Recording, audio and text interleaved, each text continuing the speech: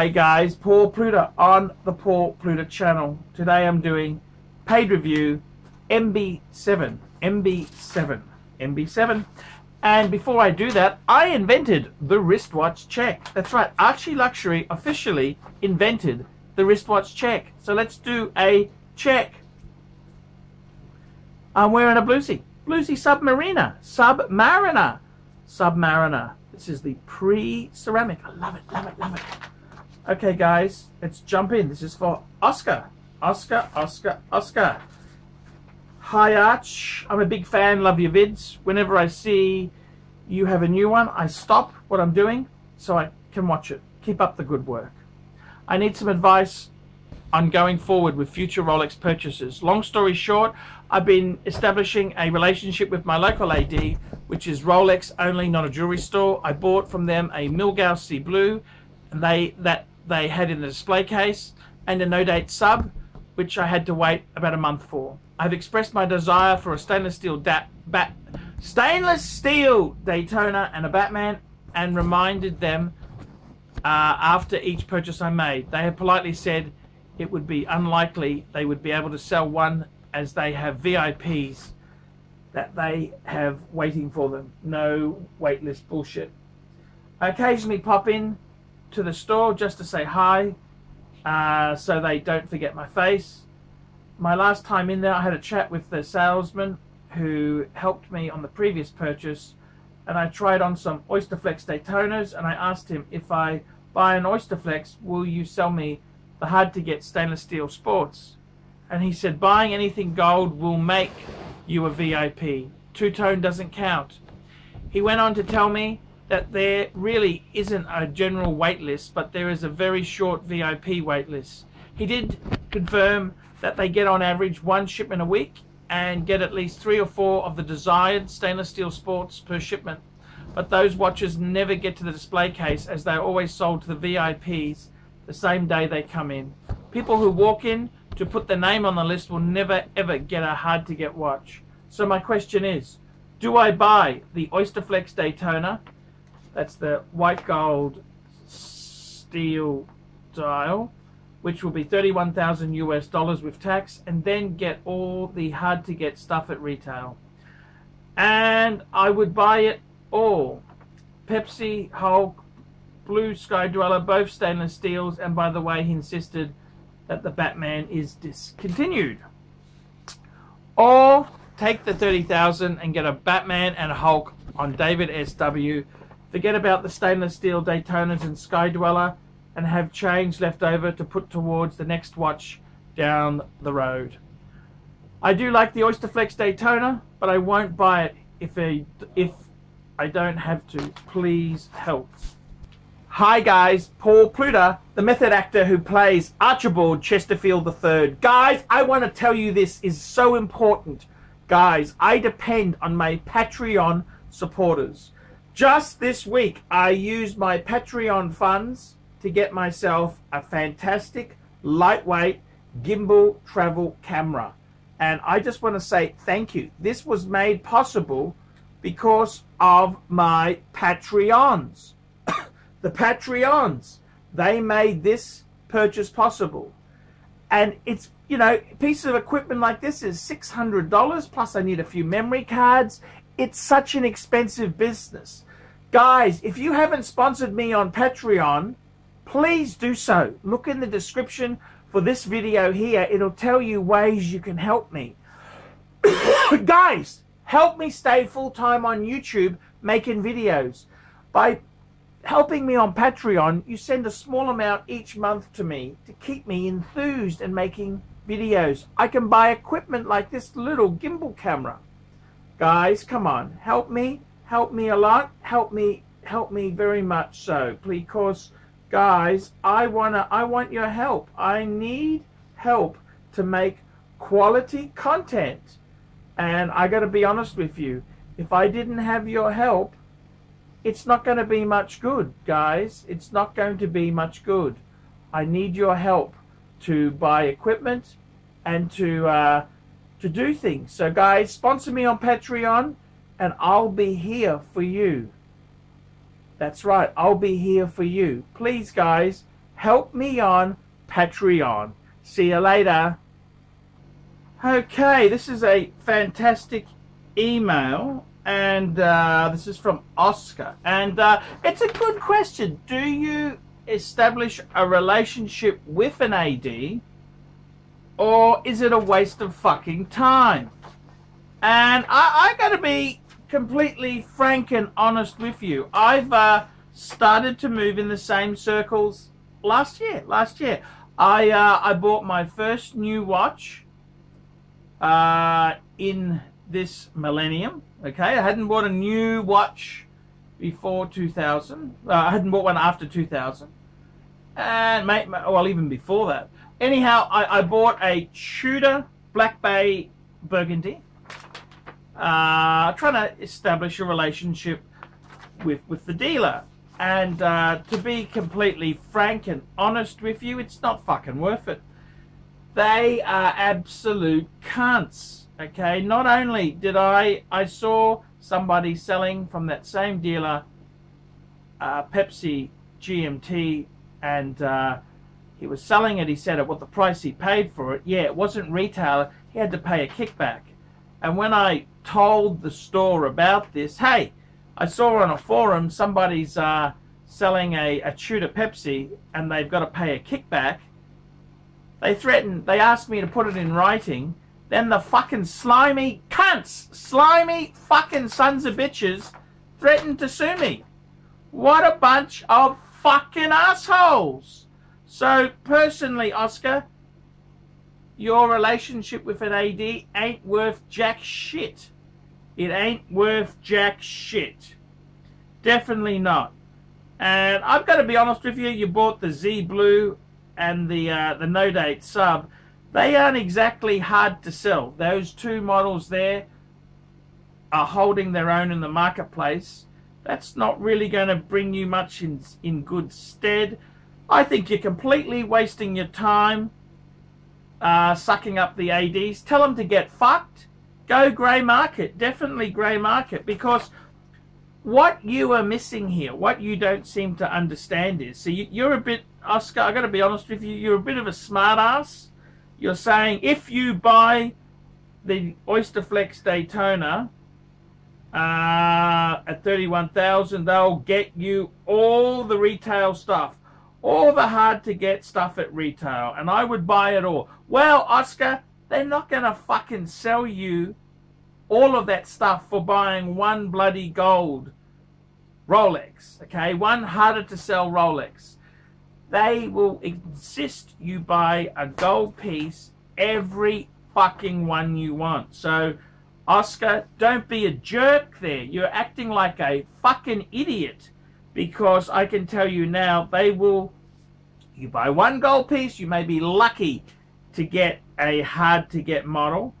So I think you've misquoted, you've definitely misquoted, and they're going to sell you a Pepsi? I don't think so. A Hulk? I don't think so. A Blue Sky Dweller? I don't think so. A stainless, both stainless steel. Oscar, you're fucking dreaming. You're fucking dreaming. What the fuck are you smoking, Oscar? I mean, I don't want to be rude. I don't want to be nasty. I don't want to be mean. But Oscar, what the fuck are you smoking? What the fuck are you smoking, man? It just doesn't make sense. You think you could buy one fucking gold piece, they're going to sell you all that stuff? Oscar, I've got a fucking bridge to sell you. Man, come on, man. Get with the program, Oscar. Don't be a jerk. Don't be a smart ass. You've completely fucking fucking missed the point. I can honestly tell you that. You've missed the point. They're not going to do that. So just get your facts in order before you buy that stupid fucking Oyster Flex Daytona. The Oyster Flex Daytona, what are you talking? White gold steel style? White gold. I'm just trying to. I think you might have it confused. You're confused there, but look, Oscar. It's not the point. That's a. Don't buy that. Don't ever buy packaging. That's packaging where they make you buy things to get.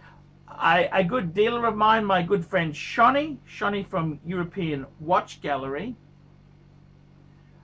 in Melbourne, Australia, he told me the story of somebody who wanted a Panda. That's the ceramic Daytona, steel ceramic Daytona with the black bezel and the white dial with the black eyes, the Panda, hence the name Panda.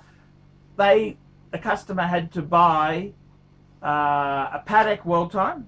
They got a white gold one and a yellow gold Submariner.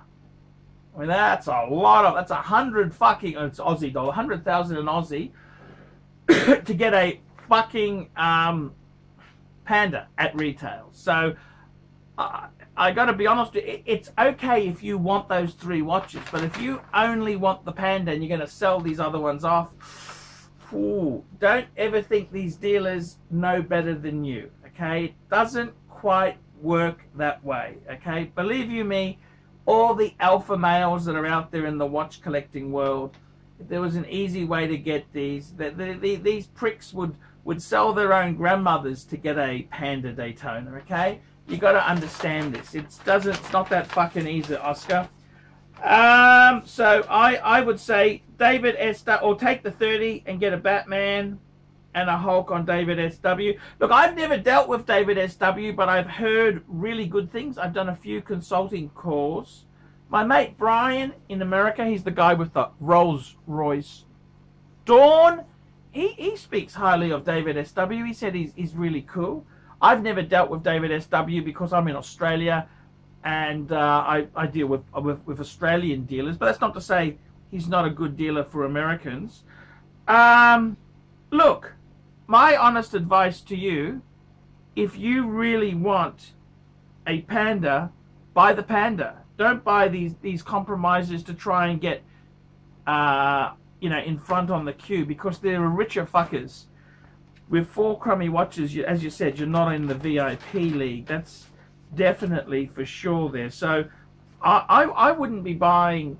That's really making a mistake. I know a good friend who's actually, I met this guy in Singers. I met this Damien. Damien bought a 36 mil. He's a Vietnamese guy, so 36 is kind of not a bad size. Not a bad size for a smaller, not so fat like me sort of person. But he bought it on a leather strap, and I thought, ooh, that's going to be a hard one to shift. It's okay if you want to keep that forever, but fuck, be very careful. Be very careful buying those hard models. The dealers aren't your friends, okay? The dealer is not your friend. They're there to fuck you over. They're there to make money. It's a business. And I think it's a shame. I really think it's terrible, because I like the underdog, the guy who, you know, who builds a collection slowly, and then at 60, 65, he's got 5 or 6 Rolexes. I love that. That's a guy who's struggled and he's raised a family, and the watches he had to save for fucking 10 years to get, you know, somebody who really tries hard. And I think that kind of loyalty should be rewarded, but unfortunately it doesn't work that way. The world can be a bit nasty. It is nasty. The world is nasty, okay? The world is nasty. And don't kiss the dealer's ass. It just get fucked. Just buy it on the grey market. Pay a massive premium, which is what the watch is worth anyhow, and be done. That is honestly the way to do it. Don't fuck around licking dealers' assholes. It's fucking stupid, okay? I mean, I understand. I get what you're saying, but it's fucking stupid. The dealers are not your friends. The dealers are not your friends. So that's honest advice from me. They're cunts. The dealers are cunts. I saw them price gouging. I went and confronted them, and the bastards wanted to sue me. What a bunch of fucking ass! I told them to get fucked. Just a bunch of cunts. So yeah, that's the way it works there. Guys, like, subscribe, tell your fuckwit friends, and don't forget to put a few nasty comments. And don't forget, guys, paid reviews keep me full time. The other thing that keeps me going is Patreon. Patreon allows you to pay me a few bucks every month, and I do special things. I release special videos, do special things. So, guys, think about sponsoring me on Patreon. I'm Paul Pluta. This is the Paul Pluta channel. That was a paid review. Tell me what you fuckaroonies think of that.